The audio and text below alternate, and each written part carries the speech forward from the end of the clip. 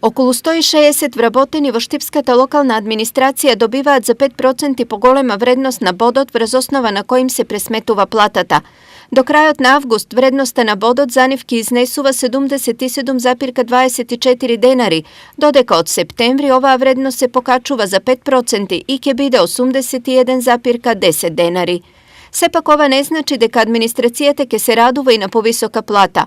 Наместо кај нив, разликата од 5% повторно ќе заврши кај државата, овој пат во касите на фондовите за здравство и ПИО. Се донесе закон нов за утврдување на висината на придонесите за здравствено и социјално осигурување, така да има покачување од 0,5% во делот на придонесите со законот за бруто плати, каде што од бруто платата прво се минусираат придонесите, би дошло до намалување на нето платата на вработените. Како и да е, ова ќе биде ново оптеретување на штипскиот буџет во делот на плати и надоместоци за близу 19,5 милиони денари.